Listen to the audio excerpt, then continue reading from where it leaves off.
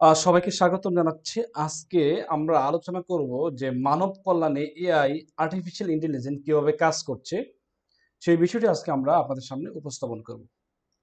আশা করি আপনারা এখান থেকে ভালো একটা আইডিয়া পাবেন এবং এআই নিয়ে মানুষের যে কৌতূহল, মানুষের যে চাওয়া, আশা করি এই ভিডিও থেকে আপনাদের অনেকটাই পূরণ হবে। আচ্ছা, এআই কি? প্রথমে যদি আমরা দেখি যে এআই কি, তাই না? এআই হলো আর্টিফিশিয়াল ইন্টেলিজেন্স, যেটাকে আমরা কৃত্রিম বুদ্ধিমত্তা বলি। এটা এমন একটি প্রযুক্তি যা মানুষের মতো চিন্তা করতে পারে, মানুষের মতো সমস্যা সমাধান করতে পারে এবং সিদ্ধান্ত নিতে পারে। এটাই হলো কি আর্টিফিশিয়াল ইন্টেলিজেন্স বা এআই। আমরা প্রথমে দেখব যে স্বাস্থ্য সেবায় এআই এর অবদান। আমরা যদি খেয়াল করি যে এআই বর্তমানে স্বাস্থ্য সেবায় ব্যাপক বিপ্লব ঘটিয়েছে। যেমন যে কোনো রোগ নির্ণয়ে, চিকিৎসা পরিকল্পনায়, ওষুধ আবিষ্কারে, রোগীর স্বাস্থ্য পর্যবেক্ষণে এআই এর ভূমিকা অন্যতম। আমরা দেখি যে ক্যান্সার শনাক্তকরণ, ডায়াবেটিক্সের পূর্ণবাস, রোগীর মেডিকেল ডেটা ইত্যাদি এই এআই দিয়ে আমরা মূলত বিশ্লেষণ করে থাকি। আমরা জানি যে এআই কে মূলত আমরা প্রথম দিকে শিক্ষার টুলস হিসেবে আমরা ব্যবহার শুরু করছি এবং বিভিন্ন স্কুল পড়ুয়া, কলেজ পড়ুয়া, ইউনিভার্সিটি পড়ুয়া শিক্ষার্থীরা এআই কে তারা তাদের বিভিন্ন ধরনের ডাটা রিসোর্স বা তাদের আহ, এটা জানার জন্য তারা এখান থেকে প্রতিনিয়ত এআই ব্যবহার করা হচ্ছে এবং ব্যবহার করতেছে। কিন্তু বর্তমানে দেখেন শুধুমাত্র শিক্ষার মানে উপকরণ হিসাবে এআই ব্যবহার করা হচ্ছে না। আমরা যদি খেয়াল করি যে যে কোনো ধরনের সফটওয়্যার দিয়ে আমরা এআই এর মাধ্যমে যে কোনো শিক্ষার্থীর ডাটা আমরা সংরক্ষণ করতে পারছি। যে কোনো ভাষা শেখার জন্য আমরা এআই ব্যবহার করতে পারছি। অনলাইনে যে কোনো ধরনের কোর্স আমরা সেল করার জন্য আমরা এআই ব্যবহার করছি এবং যে কোনো ধরনের পাবলিক পরীক্ষার ফলাফল, হ্যাঁ, এবং আমরা এআই কে একজন অ্যাসিস্ট্যান্ট হিসাবে আমরা বর্তমানে ব্যবহার করতেছি। সো দেখেন শিক্ষার ক্ষেত্রেও সকল ক্ষেত্রে মোটামুটি এআই ঢুকে গেছে এবং এআই মানুষের কল্যাণে অলরেডি কাজ করতেছে। তারপর আমরা দেখি দুর্যোগ ব্যবস্থায়। আমরা জানি যে বাংলাদেশ একটি দুর্যোগ প্রবণ দেশ। প্রতি বছর এখানে বিভিন্ন ধরনের দুর্যোগ হয়ে থাকে। তার মধ্যে আমরা যদি দেখি যে ভূমিকম্প, তারপরে বন্যা, তারপরে আমরা দেখি এখানে রয়েছে ঘূর্ণিঝড়ের মতো দুর্যোগ। এই দুর্যোগের পূর্ণ আভাস আমরা এআই থেকে নিতে পারি। এআই ডেটা বিশ্লেষণ করে আমরা এগুলা পেতে পারি এবং আমরা এইসব এই দুর্যোগ অভিযোগ এই দুর্যোগ ক্ষেত্রে আমরা বিভিন্ন সময় এই আমাদের যে ড্রোন আছে, আমরা আর্টিফিশিয়াল ইন্টেলিজেন্সের মাধ্যমে ড্রোন দিয়ে আমরা এই তথ্যপত্রগুলো আমরা নিয়ে আসতে পারি এবং বিশ্লেষণ করতে পারি।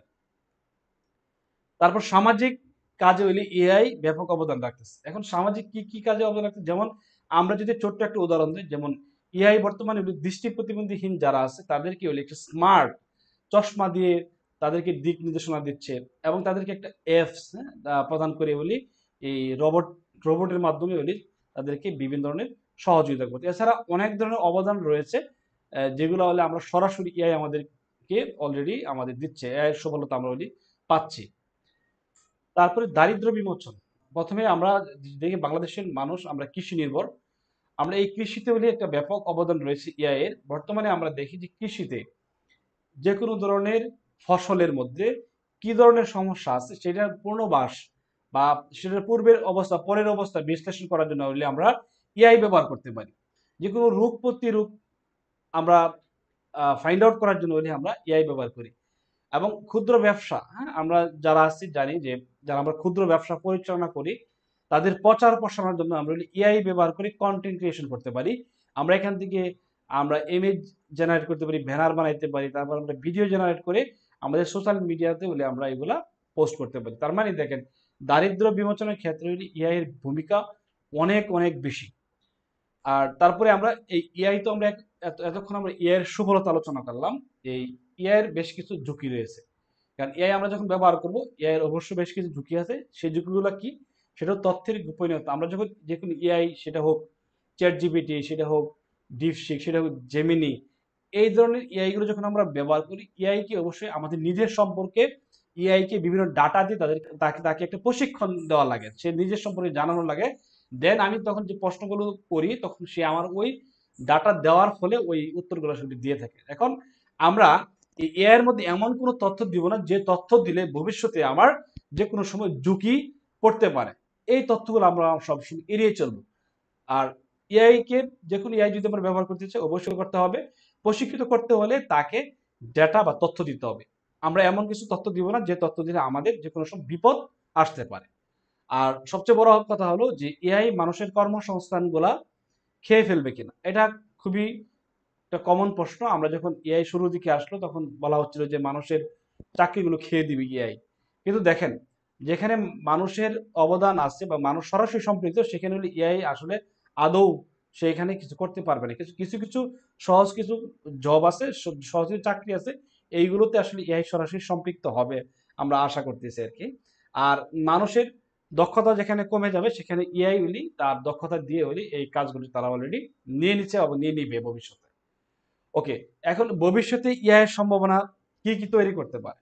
আমরা তো বর্তমানে এআই ব্যবহার করতে পারছি, এআই যখন আরো প্রমোটেড হবে বা আরো ডেভেলপমেন্ট হবে তখন এআই আমাদের কি কি সহযোগিতা করতে পারে এবং কি কি সম্ভাবনার দ্বার উন্মোচন করে দিতে পারে। ঠিক আছে, তাহলে আমরা দেখি যে এআই আমাদের আসলে কি ধরনের সহযোগিতা করতে পারে এবং আমরা এআই থেকে আমরা কি ধরনের সহযোগিতা এখানে নিতে পারি। যেমন আমরা যদি দেখি যে একটা বিষয় সেটা হলো যে স্মার্ট সিটি, এআই দিয়ে আমরা হলে একটা স্মার্ট সিটি বানাইতে পারি, এআই দিয়ে আমরা হলে একটা পরিবেশ সংরক্ষণ বা অথবা এসডিজির মতো লক্ষ্য অর্জনে হলে আমরা এআই ব্যবহার করতে পারি। সো সামনের যে দিনগুলো আসতেছে এগুলোতে এআই ব্যাপকভাবে ব্যবহার হবে। যারা বর্তমানে এআই থেকে পিছিয়ে আছেন, এআই কে জানার চেষ্টা করছেন না, তাদের অনেক কষ্ট হবে।